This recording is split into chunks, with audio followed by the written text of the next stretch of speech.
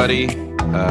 It's me, your host, Johnny, and with me I've got DJD and Farmer. Howdy. What's going on, guys? And I'm Craig. back. And over there in the back, we've got our sound engineer, Craig. What's up, Craig? A more regular staple than Farmer at this point.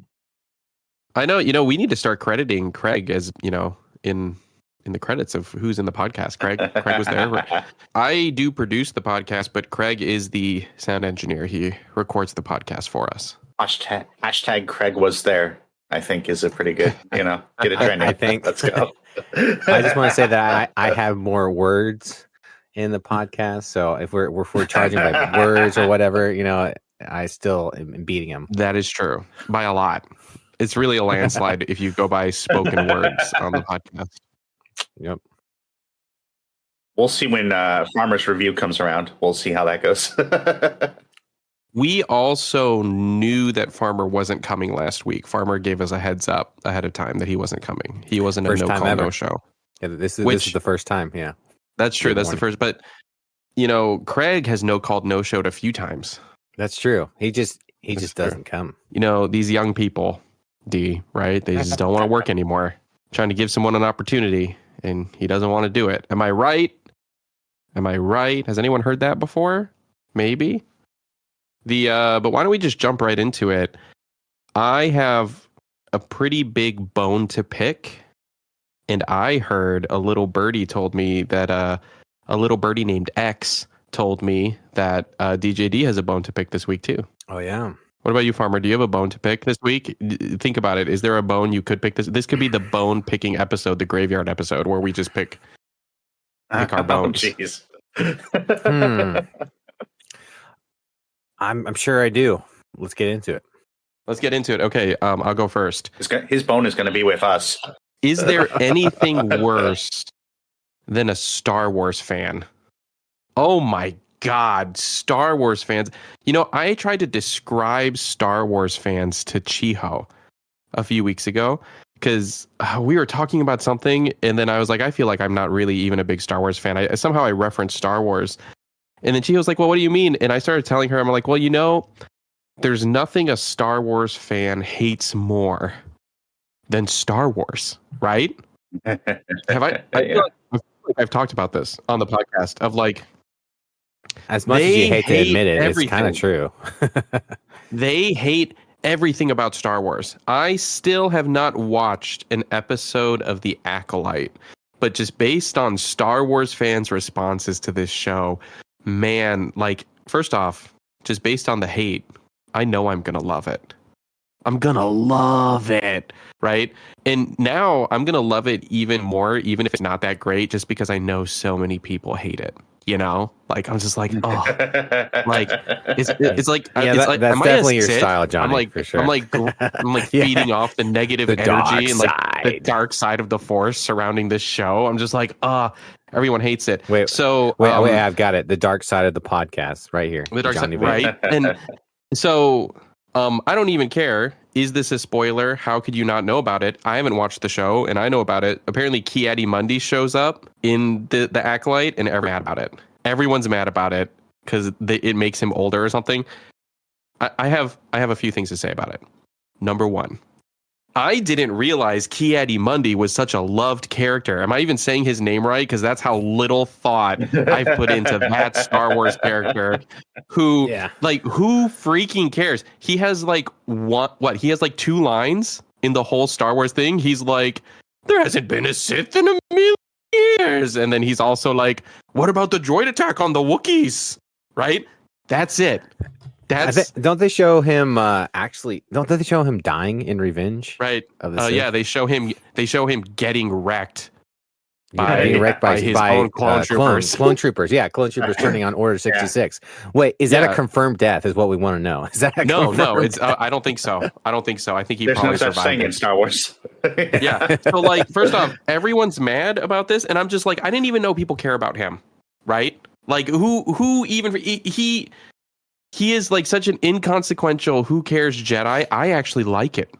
Because they're like, he said, and of course people are like, how can you remember this random throwaway line? I'm like, because he only has 2 lines in the whole in the whole saga. That's why. I know this. I know this isn't 50% of his lines. I know this isn't like straight up like correlation, but like, does anybody else like think about like him and correlate it with like that show that like that I think it was a movie, The Eggheads.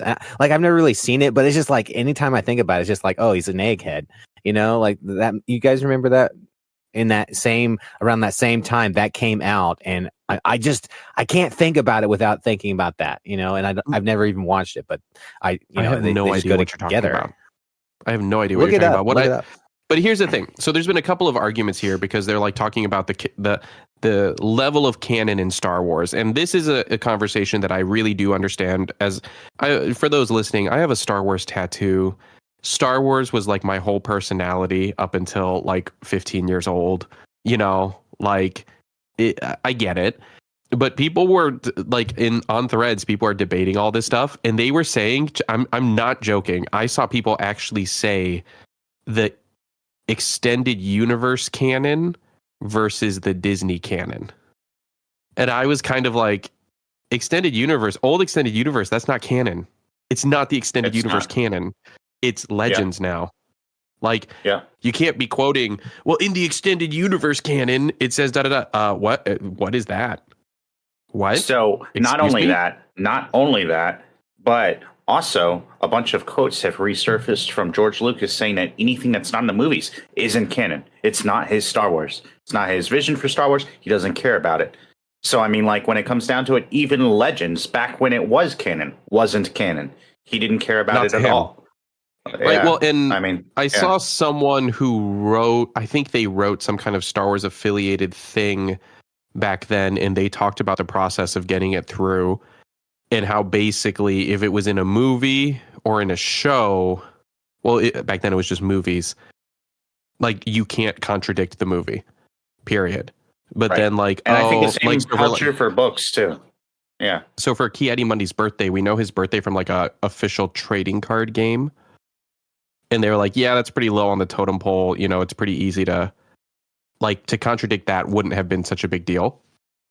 Because it's like, oh, it's just a trading card game, But oh my God. No, I agree. I think what we have here is we have a dichotomy of stupidity here when it comes down to fandoms, where there's a group of fandoms that don't want anything to change from their interpretation of what it should be. And then there's also a group of people that aren't even fans, but they disagree with the agenda or whatever that's being pushed, quote unquote. And so they hop on this bandwagon, not knowing anything about the subject matter, not being fans of it, and continue to rail against it as well. And that's really frustrating to me. I think both groups are incredibly obtuse, and it's just ridiculous at this point, especially with how much of Star Wars contradicts itself, I mean, Star Wars specifically too. Star Wars has never necessarily been the most realistic, grounded, everything needs to be consistent universe, I mean, it's completely made up. It's completely fictional. It's a place where literally anything could happen. That was the allure of it, Yeah. That remains to be the allure of it. For people to have all these criticisms of this universe that we don't know the rules of, it's just insanely ridiculous to me. It's absurd. I imagine that the showrunners were like, we want to have a Jedi who was, we can just say they're a long-lived Jedi, right? From the original, or from the prequel trilogy, make an appearance here. Who's someone that nobody cares about that we can kind of tweak their backstory a little bit and make him here, but is still recognizable, right? So who's recognizable enough that they could be here and people would know that they were from the original or the prequel trilogy, but insignificant enough that no one will care. And someone at that meeting was like, what about this big head man? Yeah. No, I totally agree. And they're like, that's it. No one will even notice. No one will care. It's a win-win. We can do anything with that guy. I think that's exactly right, because they were like, we can do anything with that character because he's just in there, just small enough that we can do and create a vision any way we want, and it'll be okay. And people lost I'm their sure they were able- minds. People Yeah. lost their minds. I thought it was hilarious. All these fans already had this back lore that they created themselves. You know they did. They've written books about it. And Well, it's not even people necessarily, to be fair, it's not even people necessarily getting angry about this one specific, like Kiadi is like 40 years younger or older than he's supposed to be or whatever. It's that people are actively looking for things to be upset about, right? That's the issue. When it comes down to Star Wars specifically, people are actively looking for things to get riled up about so that they can criticize the fact that, like, oh, Disney's ruining Star Wars, or Star Wars has become woke, or whatever, like all this other nonsense. And, like, are there things that Star Wars has done since Disney's taken it over that I disagree with? Sure. Are there inconsistencies that I could spout off about? Sure. But, like, ultimately, when it comes down to it, like, it's Star Wars, like, I mean, either you're like, and everything changes always. This is the very, like, fact of, like, the fabric of reality is that things change, right? Like, things are constantly being adjusted and changed to match, like, what we need in, like, current day or whatever, I mean, like, it's so aggravating to me that people are, like, using these, like, trivial inconsequentialities, Well, it's a problem, though, if they are not going with timelines. I can kind of see that, but outside of that, yeah, we don't know how you got to get off your soap opera ever. We don't know how timeline's working. We don't know how timeline. Maybe it's more like we're literally talking about, like, in this specific instance, it's a single species or a single character's age, right? I've heard both critiques or whatever. When it comes down to it, that doesn't affect the larger universe or the way that the universe works at all. It's not like all of a sudden, like, everything has changed in terms of what we understand about the universe. No, it's I'm sure it's like, so minimal. Detail. Yeah, it's just like a little like, thing.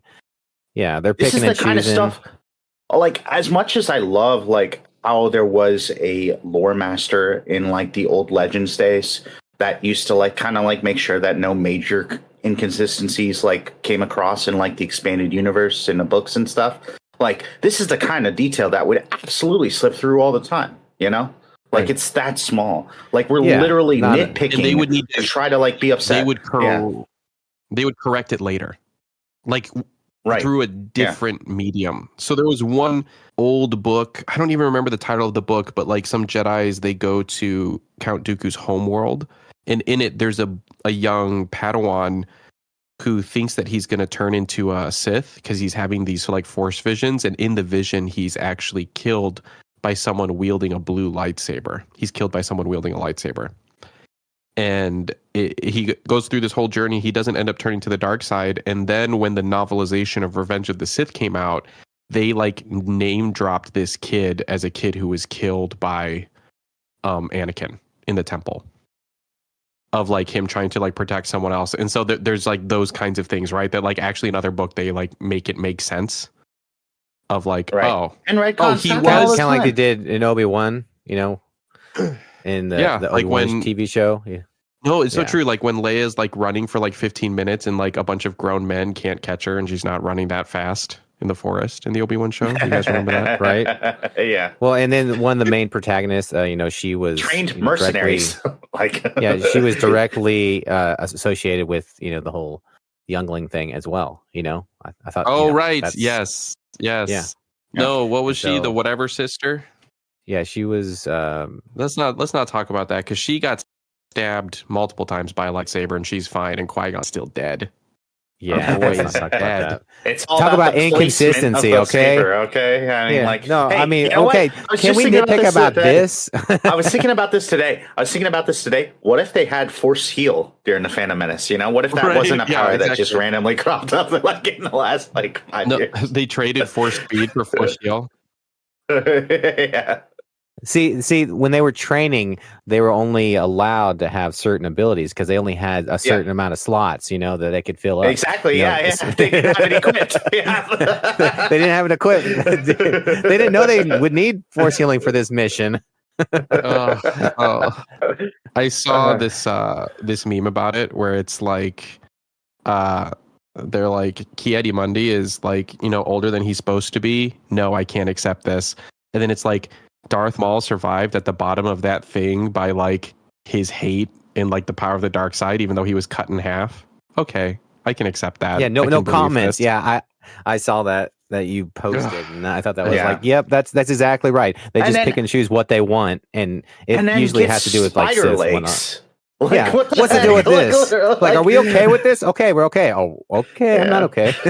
So all of I'm that not to okay say, with you this. just check out. I don't know. There's a point where you check out of Star Wars, right? There's a point where you Like- have to suspend disbelief. Yeah, you have to like just realize, hey, this is a fictional universe that I might not fully understand, and maybe there's not an explanation for this, but like, and I understand. Don't get me wrong, I can totally empathize with like being taken out of the immersion of it.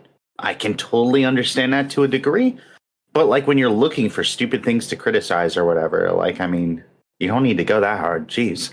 Yeah, I think you hit it right there, D, with suspending the disbelief, because when you start nitpicking everything, then you start losing the magic of what, the series is kind of about and what it brings to you. Yeah. The fact is that Star Wars and pretty much like any like major like franchise is like a weaving, right? And it's all threaded together and by different people. And no matter how well it's woven, if you start picking at threads, the thing's gonna unravel. You know? Yeah. And it just doesn't mean as much too, because, we're having this whole like just conversation now, and it dumbs it down a little bit for any one of us who are a huge fan, just to have these little things that come up, and then, social media is on fire, Reddit, you don't want to read Reddit because, it's just crazy. You don't want to be there. And it takes you out of it, like you said, and you have to take a break on something that you love and you don't really want to take a break, something that you wish that you could just stay and have positive feedback instead of negative all the time. But also, hey, like, and I tweeted this the other day. Why can't we just go back to like not liking things? Why do we need to tear it down for everyone else? Like that kills me that like we can't just decide, hey, you know what? I don't like this. It's great that it exists. It's not for me. Like you enjoy your thing or whatever, and then just go, okay, yeah, no, I didn't like that show, so I watched Ahsoka instead or something. Like you don't have to Right. like everything. Like it doesn't have Yeah. to be tailored specifically for you. I kind of Exactly. agree, but also Fantastic Beasts 2 is a terrible movie and nobody should like it. Right? Oh, Like, listen, here we go. that movie Wasn't tailored to anyone. that movie wasn't tailored to anybody. But there's a couple of things. David talked about change, right? How everything changes. So my Star Wars tattoo is I have this Mirror's Edge tattoo up here, and I have like a mythosaur skull tucked in back here in the back, right? The mythosaur, like the Mandalorian symbol. I got that because I really loved the Mandalorian culture from the Karen Travis books, like the Republic Commando books, where she like really dived into Mandalorian culture. She basically made it, like the culture of Mandalore and all of this stuff. And she wrote a handful of Republic Commando books, I think 4 or 5. And then she wrote, she was one of the authors that did a series in the New Republic as well. That was like featured on like Jason Solo. I mean, all of this is like hardcore legends, right? But I really loved the Mandalorian culture from that. And so I ended up getting this tattoo, and then Disney ends up getting Star Wars, and then now that's all legends. So this whole reason even I get this tattoo, it's no longer canon, doesn't matter anymore. And I got into this, like, I'm really unhappy about it. But then now, because of the Mandalorian season 3 and how they explored the mythosaur and what it means to like the new canon of Mandalorians, which I didn't really love at first, but I've come to really like it. It actually means a lot to me again, right? And really sometimes, isn't that cool? Sometimes they can take something and it really sucks, but like if you have an open mind, I really like the new story too. I really like what it means now too. And sometimes they do that, and sometimes they make Night Brothers to go along with the Night Sisters, right? And yeah. So what you're saying is wait long enough, and maybe they'll destroy it, but then they'll repair it enough to where you're a believer again. Sometimes, and then add some other stuff so you don't like. Maybe it's that, or Who maybe knows? it's that maybe if you're not, because like for me, I had so moved on. And it was like a fun Mhm. surprise that they went back to it, right? Of that, like, just because the thing that you really liked is different, if you have an open mind, maybe you'll like the new thing. Maybe you'll still like it. And nobody say, if anyone here says Destiny 2, I'm leaving. If Oh my anyone here gosh, it's is so like, good Johnny, though. It's so good. Oh my gosh, it's amazing. It's, Oh my gosh, no, I've turned around. no, Yeah. A good no. title for Yeah. this is "It's Okay to Move On." It's okay to move on It's to the okay. next thing. Yeah, But that could be also- Destiny too. It could, but also It could be my going one back to final Destiny co- 2. my one final comment is people, Star Wars fans specifically, complaining about things changing. Things are changing too much. I don't like this change. I don't like that they changed this. I don't like that they changed this. The Force Awakens, what's the main criticism of The Force Awakens? It's the same.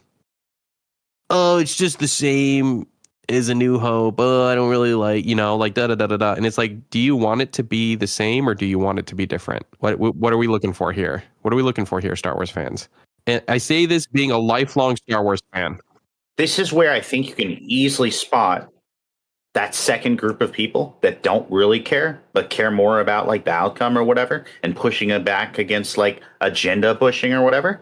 Because like they'll come in and they'll say like, oh, it's like too the same, and then they'll complain about things being like too different as Star Wars goes on or whatever. But ultimately, their main complaint is that like these aren't stories that they can relate with as well because they're female-led stories, And so like they have an objection to the fact that it's not tailored specifically to their life experiences and what they consider like relatable. And that's my frustration is like this is a really interesting thing that you bring that up, because I don't know that I've talked about this on the podcast, but I teach junior high English classes here in Japan, and I use a movie, right? And so I print out the script, do the script of like between 5 and 10 minute section. And I take out certain words that we use as vocab words, and then I have like fill in the blanks, right? And so they look up these words in Japanese, then we watch it, and then they fill it in, and I check it, and then we watch it a second time with Japanese subtitles so they can understand it better. Okay. So we've done a few movies. I think we've done We Bought a Zoo with Matt Damon. We did The Chronicles of Narnia, The Lion, the Witch, and the Wardrobe. We did The Martian, again with Matt Damon. And we did right now we're watching The Princess Diaries with Anne Hathaway. And it's interesting you brought that up, Dee, and I just want to bring this up because my boss brought up, she was like, oh, I don't know that the boys in class will like to watch The Princess Diaries because it's like a movie that's like kind of directed toward a female audience, right? About like a high school girl who finds out she's a princess and has to deal with that. And I was so taken aback because one, my boss is a woman, that she said that. Like, oh, I don't know that the boys are going to connect with this movie.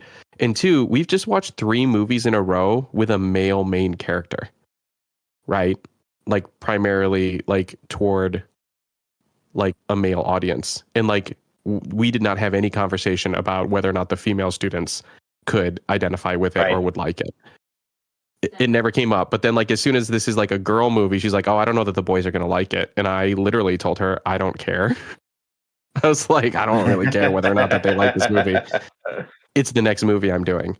And so it is really interesting to have that conversation with that too, of like, it's a female-led story for those movies and people don't like it as much. It's really strange. It's an interesting thing for sure. I hate this whole idea that something needs to be tailored to your perspectives all the time and never like actually include anyone else's. Like I really hate this concept that's been like proliferated throughout because as our society has become more diverse, right, and more broad, I think it's important to include those perspectives. And like not everything needs to be tailored for every single person, and like not every Acolyte is a fantastic example of that. Like when it comes down to it, I think everyone should still I would never tell someone, oh, don't watch Black Panther, because you won't be able to relate to it, that's an absurd thing to say. It might not be my favorite movie in the MCU, but it's still a very, very important perspective to consider, and just because it's not the most relatable thing for me to relate to, I can still appreciate the perspective that it offers. You know? And I think one thing for me, like when I was watching Acolyte, I mean, why do we have to have a preconceived thought before we go into it? Can we not just watch it for what it is? I mean, that's Right. exactly what Yeah. I did. I watched it. I enjoyed it. The acting was great. I mean, why can't people just do that? No, they have to like overthink things. Just enjoy the medium for what it is. I mean, sure, you can have, things that you don't, exactly like, or maybe, you thought that, this and that, but minuscule things. Overall, enjoy what these people have put together, like I get it. Not everything's for you. And if that's okay, leave it like that. Don't get on your soapbox and just like go crazy when we don't need any more of that. Just because it's not for you doesn't mean it shouldn't exist. You know? Right. I mean, Exactly. Well, Yeah. or just because it's not for you doesn't mean that it's bad or like it wasn't good. that too. Right. Yes. Right. That too. Yes. So many 100%. people, as soon as they get on that, that they don't like it, they think you can't like it either. And I hate that. I hate that you have to shove your opinion down somebody else's throat. Did you guys watch that movie Turning Red? That Pixar movie Turning Red? Yes. Yeah. I never watched it, actually. So that movie, a lot of people, it's directed toward like young girls, right? Mm-hmm. And it's about Did hear about that. It's about this Chinese Canadian girl. Her parents are immigrants, and she's like growing up in Canada in the 90s. And really? or I think it's in the early 90s? 2000s. I think it's in the early 2000s. Gotcha. So I watched this movie with Bethany, my wife, who's white, and with Chiho, who's Japanese, right? My wife's a white American, and then I'm half Asian, half white American, and Chiho's a fully Japanese person. Mhm. And the movie is also like coming of age for girls, right? That's like kind of Right. what it's directed Mhm. about. So we watched this movie. Chiho wasn't super impressed with it. Bethany didn't love it. I cried so much watching that movie. Not because of like the coming of age for girls, but like because of her experience having immigrant parents, but like growing up in a different country than like her mom grew up. She says this line, I'm getting goosebumps just thinking about this line, where she like at the end when she's like talking to her mom, she's like, I feel like the more I like am being myself, the farther away I'm going from you. Because her mom is trying to teach her, ethnically Chinese culture and stuff, but she's Canadian, right? And has grown up there and lives there. And she's like, and the more I'm being true to myself, I feel like it puts this big distance between us. And if you wanted to sum up my relationship with my mother, who's like an Asian immigrant, that's it. Like as I become an adult and like stepped into like living that is like there's this huge divide between us because I'm not the way that she wanted me to be. The movie didn't do very well, and it was like such a niche audience that it was like really directed at, and I didn't even completely fall into it. It spoke to me on a level that a lot of films don't.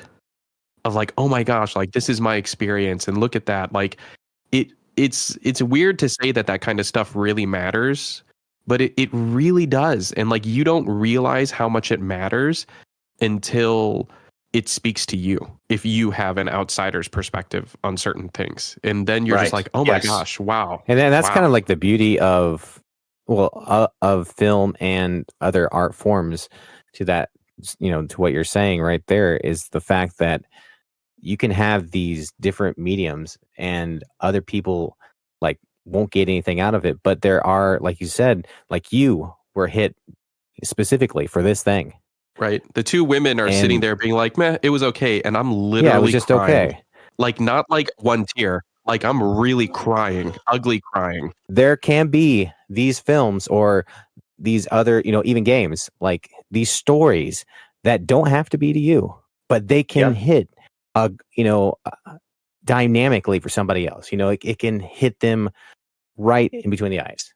And why would you want to take that experience away from them?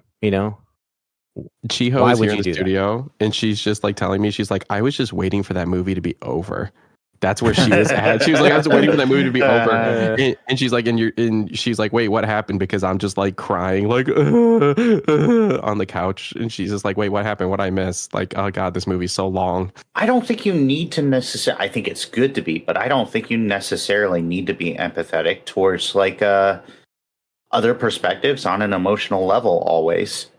But I think the fact that there are people who like need to see that perspective represented because it's their perspective, I think is fundamentally important to like making sure that like we see representation of these things, you know? Like, I mean, I think that that's part of living in a diverse society. Is making sure that gosh, one of my favorite stories is like someone like looking at a Black Panther poster, this like African American kid like looking up and going, it's a hero who looks like me, to his parent. And like that story sends chills down my arms every single time.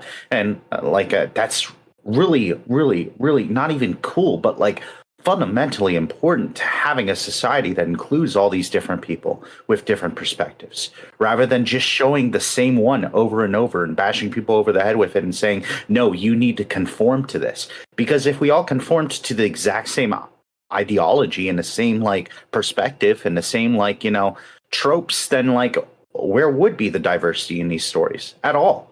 They would all just be the same.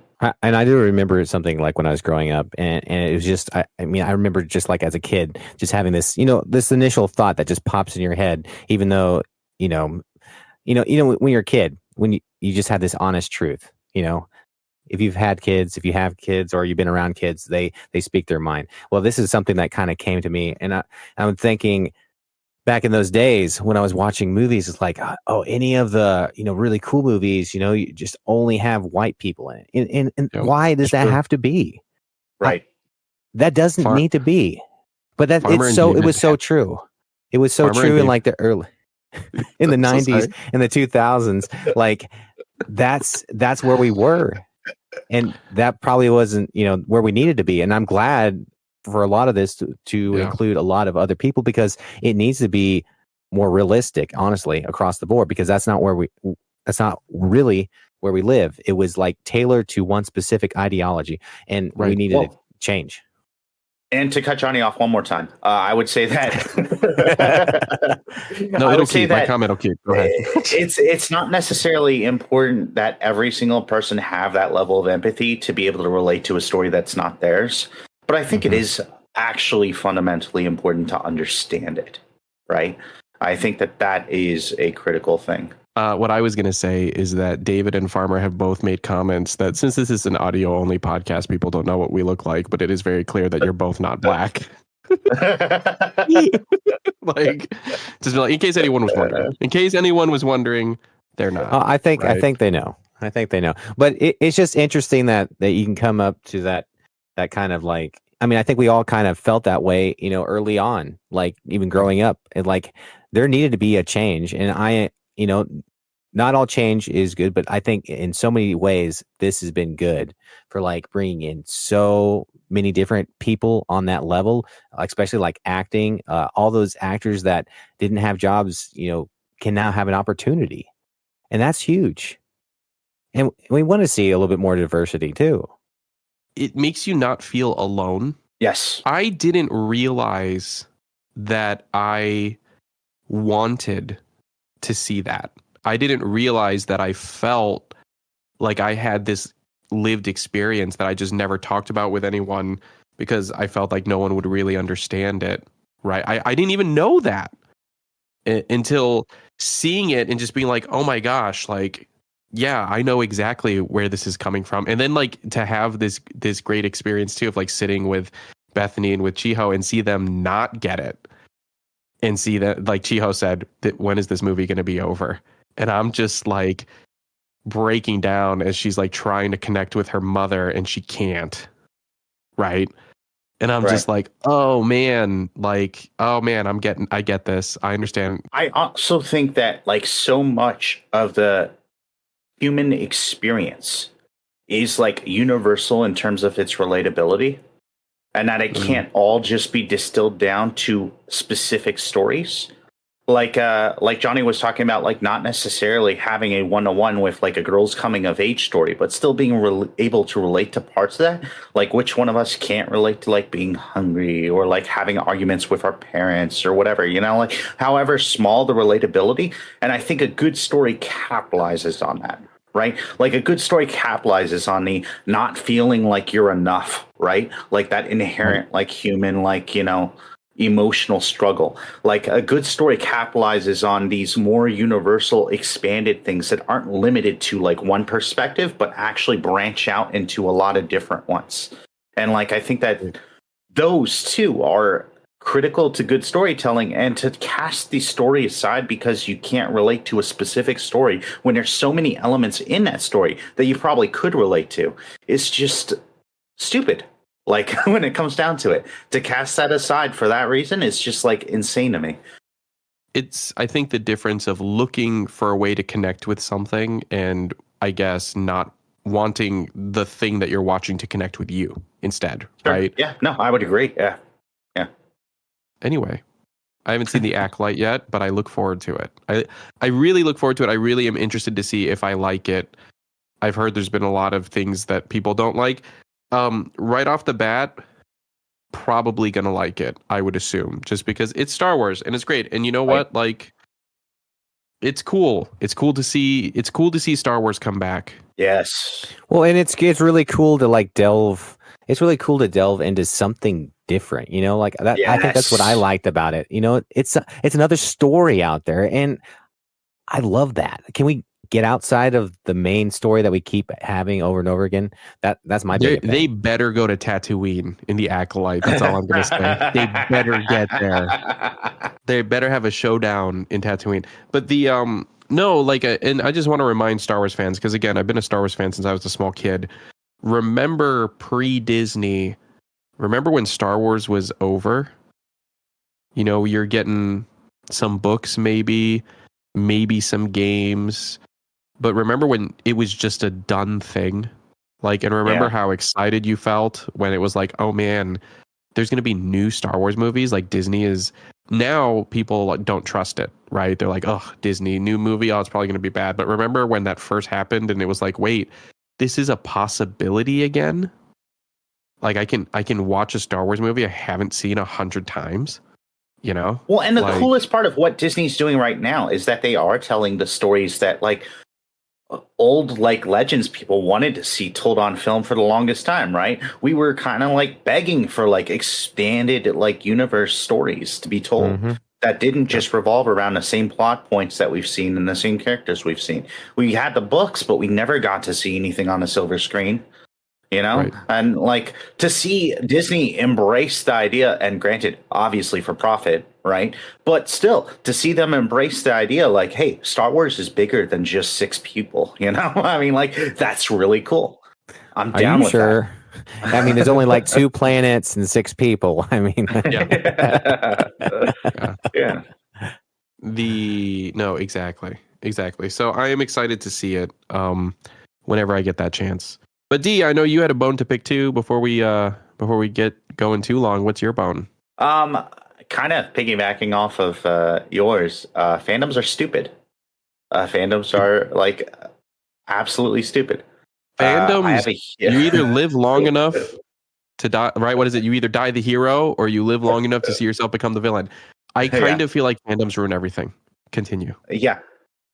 So like there's been, and I've wanted to talk about this for a while, but like, I mean, we just received some more information today, I think, or yesterday, from Matt Booty in regards to the Tango Gameworks closure, right? Matt Booty. And, basically what he said was that you want to make sure you have the right team running things and the right leadership and the right creative direction.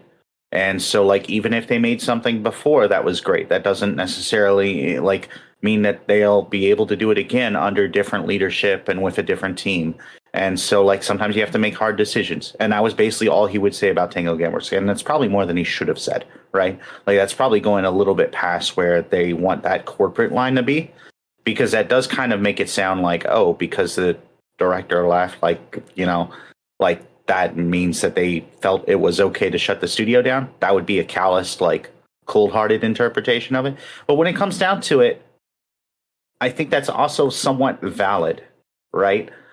In that, like, I think that there is a lot of doom and gloom about Xbox shutting down studios and Xbox not doing exactly the things that, like, their fandom wants them to do. They aren't going after, like, third-party exclusives, right? They, like, kind of refuse to do that a little bit.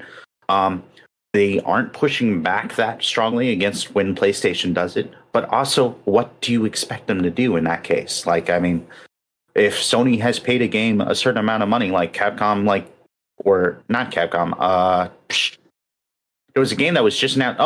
Doggone it. The Wukong game, Black Myth. Oh, right, is coming to PlayStation. Yeah. And it's not coming to Xbox until later.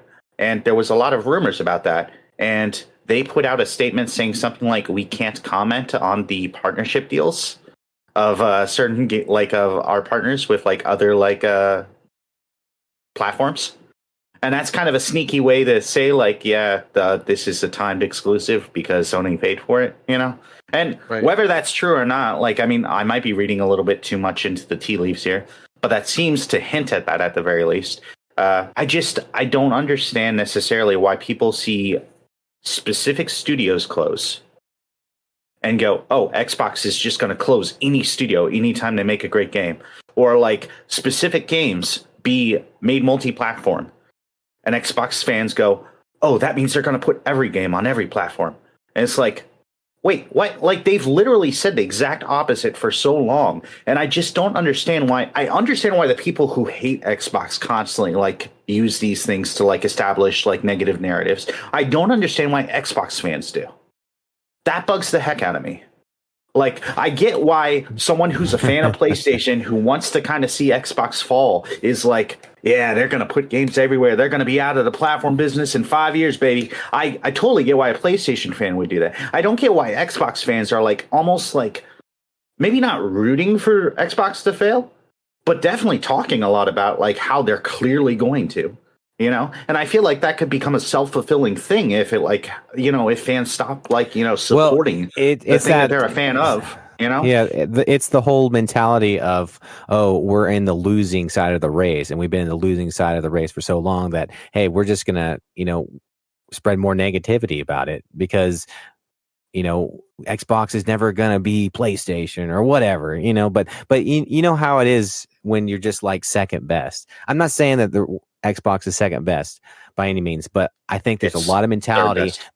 Yeah, there's a lot of people out there that are still in the whole Nintendo, console wars thing, and they're still gauging it off the whole console sales, and the Xbox isn't doing enough for first party titles, even though their showcase was great.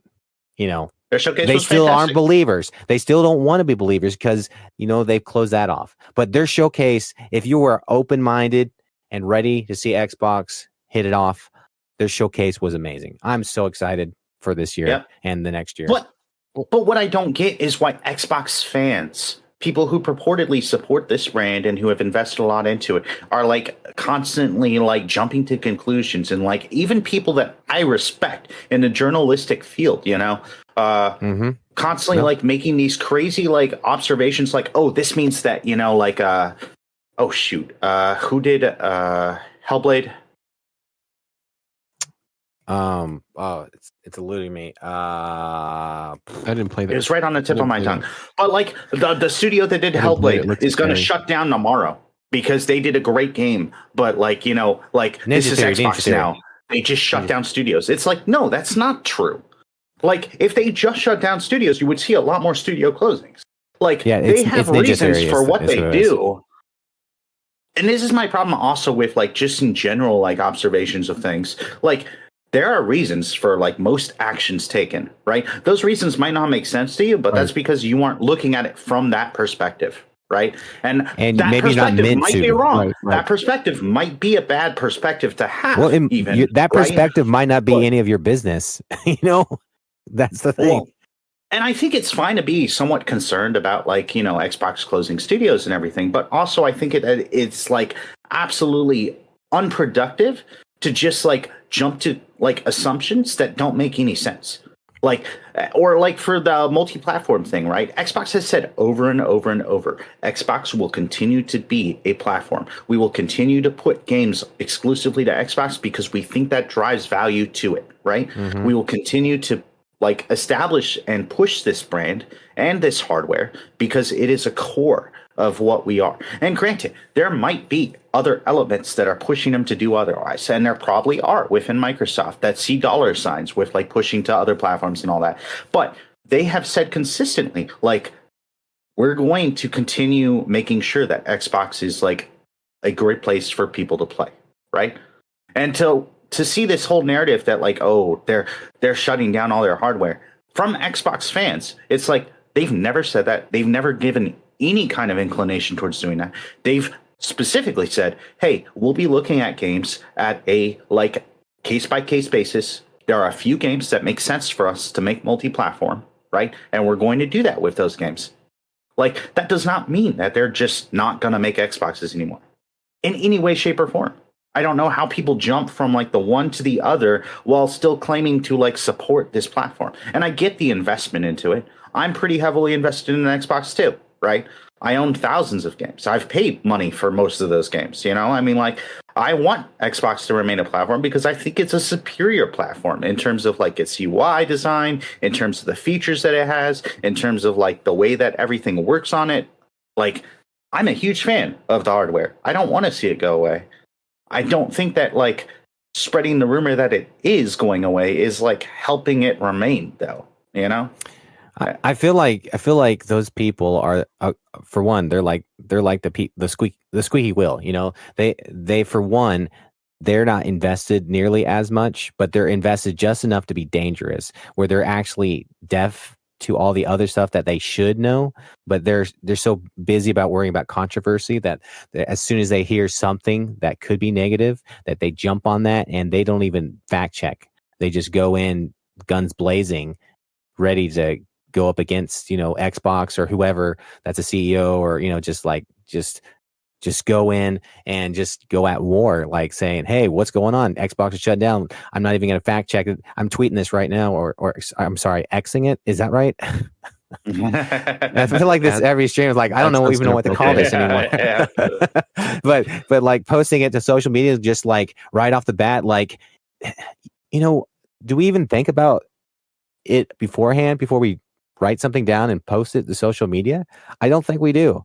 I don't think we do enough.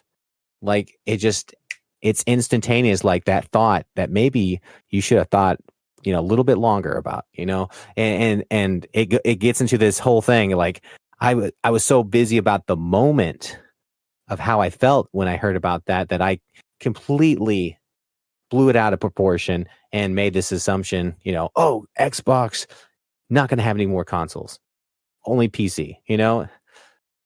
Well, and I think, D, it comes back to a similar thing that you had talked about with Star Wars fans of, I feel like they're not really fans. They're just kind of reacting to stuff. I mean, I know you quoted journalists and stuff too who are fans themselves, but like, I mean, that kind of stuff gets clicks, right? And people want to hear about that. And like, for me, I think of, you know, people are still caught up in this mindset that like Xbox is trying to move away from, and I think they're pretty successfully moving away from it, but like these people are getting left behind in this mentality, right? Like what the whole console wars thing, right? It's an interesting thing because it's like, oh, we want Microsoft, oh, Xbox is going to go away. Yeah, like PlayStation finally won, freaking, you know, put the nail in the coffin for Xbox. Microsoft's giving up. It's like, you know, that just means bad things for PlayStation players, right? Right. You know, exactly. That like the competition between Microsoft and Sony has actually been really good for all gamers, just period.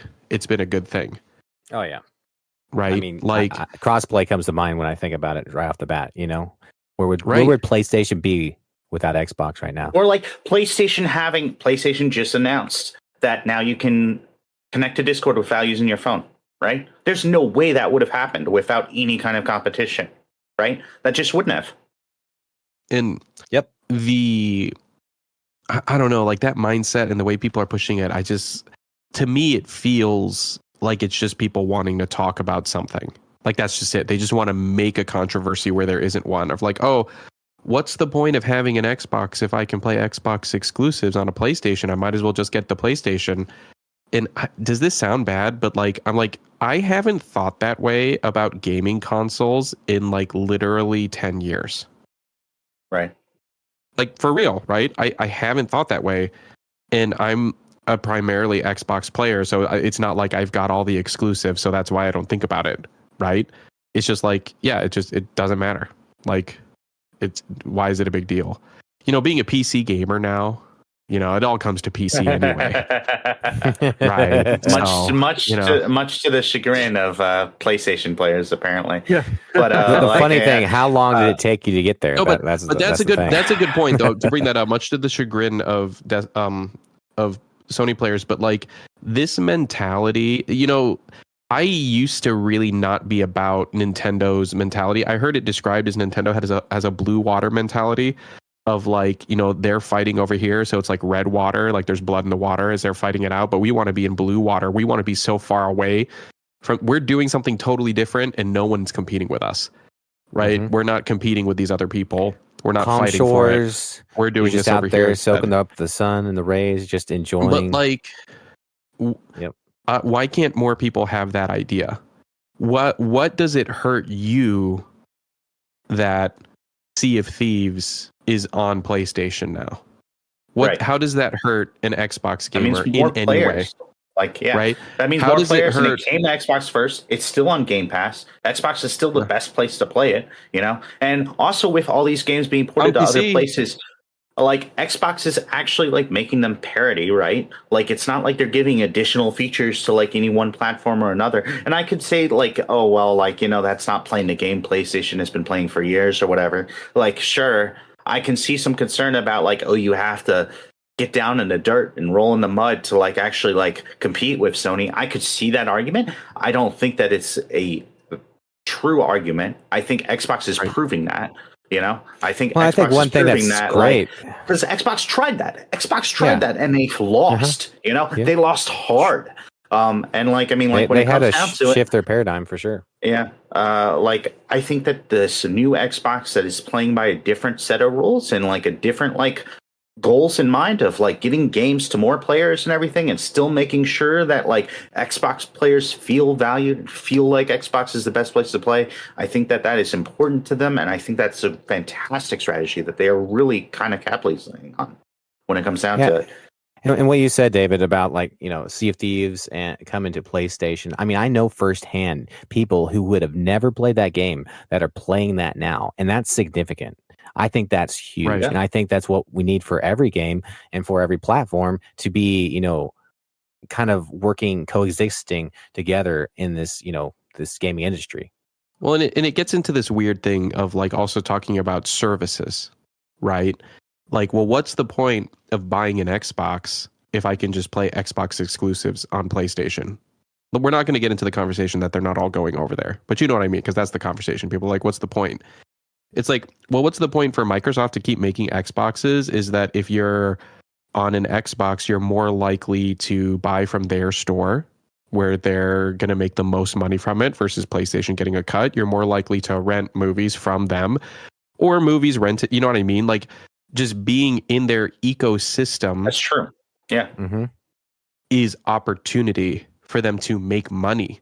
And so why wouldn't they continue having an ecosystem where they can charge you for stuff, but then also in a way double dip and offer those things on another platform, which has a much larger user base. And right? I mean, Game Pass isn't coming to PlayStation anytime soon either, right? And that's another revenue driver. So yeah, no, that's a fantastic point that I hadn't really considered in terms of that, the ecosystem argument. Yeah. Well, I mean, I'm the Apple fanboy, right? So like that's Apple's only argument at this point is they're like, we've got a really nice walled garden. You want to get locked in here? And I'm like, I do. Lock me in, baby. Yeah. Lock me in. Let me pay for all the same accessories again and again and again. And again. I'm DJ Khaled over here. Another one, please. I think really all of the biggest frustration I have is when people see like these facts, right? They're like stars in the sky or whatever.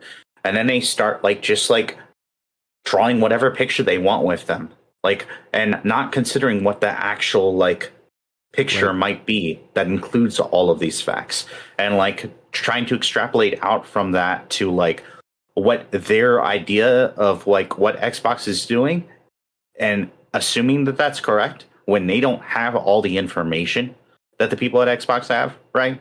Or like any of the numbers. They haven't bothered to do any research. They haven't bothered to do any like polling or like any kind of like data like research in terms of like who buys what and all that. Like, and they haven't bothered to look at like the decisions that could impact like future studios down the line. Like, I think the closures are a great example of that, of like, we just don't know anything about the information behind the scenes, right? Like until Matt Booty said so, like, we didn't know necessarily that other team members left Tango, besides just the director, right? The head of that studio. And like, I mean, that would affect my decision if I was in charge of Xbox, of like, oh, am I going to be able to depend upon this studio when like a bunch of their leaders left, like to make another game like Hi-Fi Rush, you know? That would affect my decision on that. Because like anyone can like, and this sounds so like pedantic and like negative, and I don't mean it that way, but ultimately why people are put in charge is because they're the ones that you trust to like execute a certain vision. Right. Yeah, they're driving the ship. Yeah. You know, and so like they do. Unfortunately, direction. Like I mean, like you can argue about like unfair like distribution of wealth and all that, and like how much they get paid is kind of ridiculous sometimes.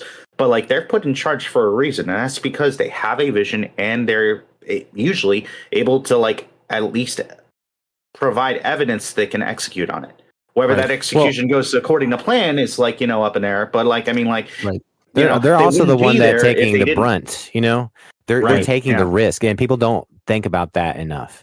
Like they're the ones with the vision, but they're also the one that if they don't see it through, guess who's going to get blamed? The guy at the top. He's going down with the ship. I mean, I think that if I'm Bethesda, right, and I have a studio that just that's been working on Redfall for a year and can't make any progress. Bethesda would close. God, I wish they would. I wish Microsoft would close them. Please, God, let Bethesda get shut down. Please.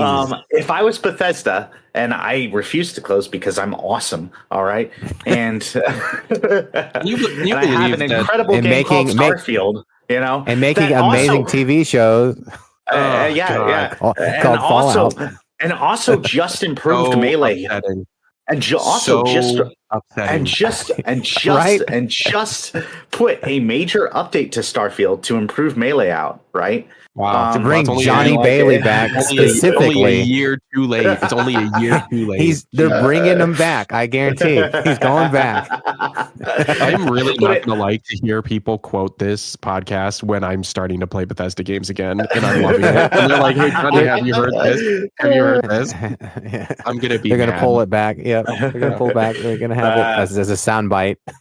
But if I'm a large studio and one of my studios has been working on a game for a year and can't make substantial improvements to it, right, and has been trying, and another one of my studios just lost their game director and like a few other heads after like putting out a hit game, but then they're trying to pitch me a new project, and another one of my studios was like in charge of a mobile game that wasn't doing well, and I need more assets. I need more resources. As calloused as it sounds, sometimes these things do come down to tough business decisions, right? Of like, hey, these like the assets and resources that we're expending on these teams need to be reallocated. And that sucks. That's terrible for the people involved. But like, what else are you to do? Just continue letting them do their thing? I mean, I love that David said it's a tough business decision. If I was working there, I would be like, listen, y'all closed. You released a crappy game. You can't fix it. Your director's gone. Man, they probably saw the writing on the wall. The employees of the studio of just like, oh, freaking like, guess what? It's Johnny from Bethesda. You know, Bethesda, we can't do anything wrong. Hey, remember we released that one cool game 15 years ago? Remember that? Freaking, it's us and Nintendo, baby. You can't close us. You know, and oh, by the way, you all don't have a job anymore, and this wasn't a hard decision for me. Peace out. You know, like, you would get paid a lot of money for that, Johnny, for that attitude. Yeah. You could market that approach for sure. Yeah, like but just put your feelers out there on LinkedIn. Yeah, wasn't there that movie? What was that movie with firer? Yeah, there was that movie with George Clooney where he flies around and he just fires people. Is that what that movie's about? I know the Yeah. flying movie with George Clooney is called Up Yeah. in the Air. Yes, what's it yeah. called? That's what it's called. Yeah, Up yeah, in the yeah. Air. Up I in the just know air. that it's a flying movie. No, I would love Yeah. that. I would love that job. I'd just be like, listen, I'll come in. Well, also, Oh my if you hire someone to do it, isn't that nice? Because then like no one's gonna be mad at that person, right? Well, You're and just that's like, the hey, whole listen, point of his business. Yeah, yeah. hey, listen, you guys, you all know how Redfall was received. You know, let's be honest Well, here. like sometimes there's nothing you can do, right? Like sometimes you try your best and you just can't like do anything more, and that Yeah, be sucks. like- but guess what? There's consequences to that too. I mean, like, Listen, and that y'all sucks. aren't Well, it's just- Hogwarts. it's just like- y'all aren't Hogwarts Legacy. You know, they got the hate, but they got the money. You got the hate, but you ain't got the money. So you know what that means. Like it. And Well, that's it's just not the like fault sports, of a in low-level a artist, you know? Like at the bottom, just like it's not the same, like it's not the fault of like a linebacker on a football team or whatever, you know? Like, I mean, But like also- it's not the fault of like Yeah, all these people who work for You're here. not going to But at always the have same a time, winning like, season, you know? yeah, like, I mean, that's why you. But like, also, yeah, the that's argument is the that nature of working low-level for other artist, companies. that low-level artist is just going to go get a job at Bethesda, Exactly. Yeah. I mean, like, right? yeah. Like, and Or they're like, somewhere oh, else, hey, and hopefully, yeah. no, you want to work for Bethesda because you can make a crappy game and you keep your job, right? That's the dream. And Hey, those games, like let's not a fix game that lockpicking. Johnny plays, Elder Scrolls Online. Let's not fix lockpicking. You know how it's been the same for like 16 years? If it ain't broke, don't fix it. Am I right? It's completely different in Starfield, and that's really cool.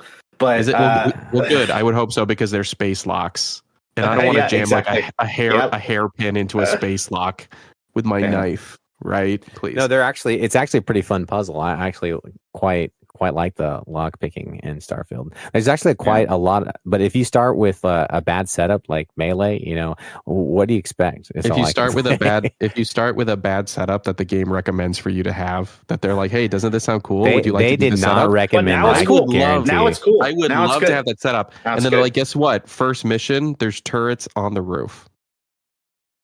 And I'm pretty sure that setup says this is not for like first time runs or something like that, or like not for beginners. But here's the thing. Or for people who don't I'm like not a pain. beginner, am I? I'm not a beginner, am I? I played Skyrim. I know what Skyrim. You know, if you've played one Bethesda game, you've played them all. I So played it's just Oblivion.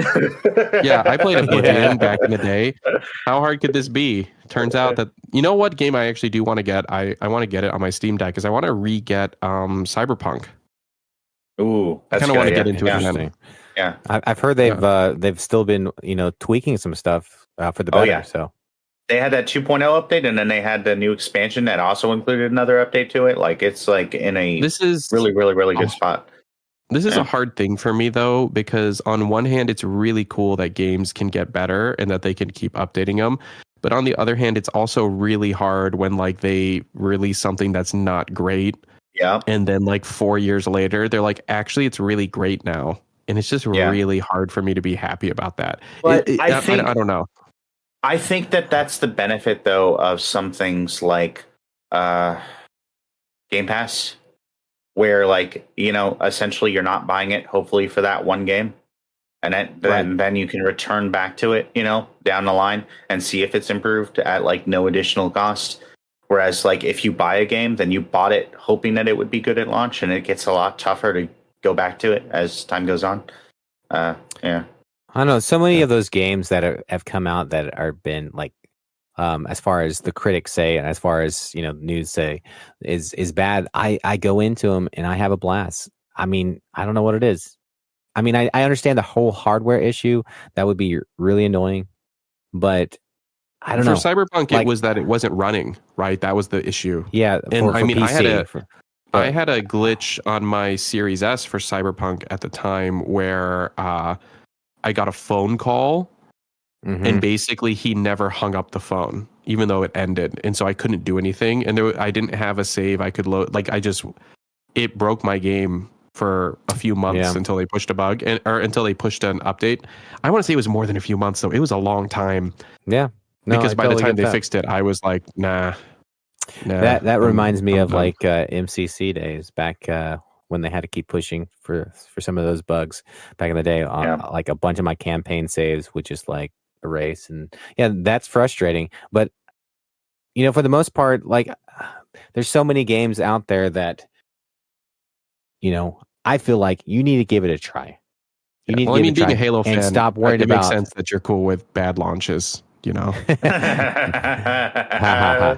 No, what I'm saying is you Well, need to and I go think out it's- and try and the games for yourself and stop always listening to somebody else's opinion. Get your own opinion first, I guess, is what I'm saying. I agree with that. Make I your own absolutely agree opinion. with that. I also think I that there's 100% agree some with that. inherent benefit in being able, especially with these live as service games, which I have mixed feelings about. But I think there's some benefit to the idea of like being able to fix them post launch, right? It's true. Where, Like, for example, you know, Destiny could fix and unnerf my builds, and I would come back. I would come back. they created if better they builds. unnerf- They created better if builds. Sure they did. Sure they did. We talked about They this. I brought don't know back that- guns, okay? I don't think that we talked about this in the podcast. So what Destiny did was they were like, here's a dog. And you're like, oh my gosh, I love this dog. This is great. And then they killed your dog. And I'm like, whoa, you killed my dog. I loved this dog. I did so much for this dog. And then they're like, but here's a new dog. Don't you want the new dog? It's pretty great. And I'm like, I don't want the new dog. I want the dog that you gave me that I loved. And it's dead. And they're like, I don't but we think have a this new dog. analogy is apt. We have a new dog for you, and it's a better dog. It's better. And I'm like, I don't believe you. I don't believe that is better. Also, It's I don't know like- that I believe. How do I know they're not going to kill that dog? I'm going to come back, and then they're going to like that. I'm going to start to like that dog, and then they're going to be like, guess what? Let me kill that dog. And then they're That's a like, here's really good another sound dog. effect. Here's another dog for you. Right? It's just, I just can't trust it. I just can't trust No. it. So what it's really like is they shot your dog out of a cannon, right? And it was squealing and like all that, and then you heard it land, and then it came back, and it would just look different. That's all. no, it just looks different, right. Right. Well, on that note, this is another long podcast, so why don't we go ahead and end? Does anyone have any closing comments? I'm going to say this on air. I would go back to Destiny if they unnerfed my builds. Or put it on Steam Deck. Interesting. Or Well- put it on Steam Deck. Actually, they could put it on Steam Deck and not unnerf my builds, and I would play it. But I think the only thing I have to say is on the next time, I guess we get to hear what I have a bone to pick with. yes. Yeah. Yes. This is Farmer has a bone It's to us. pick with. It's us. It's us. We're gonna All do right, a whole well- episode on it too. You guys know the drill. Make sure to like and subscribe and leave a good rating, and we'll catch you all later. Bye. And don't be stupid. And don't be stupid.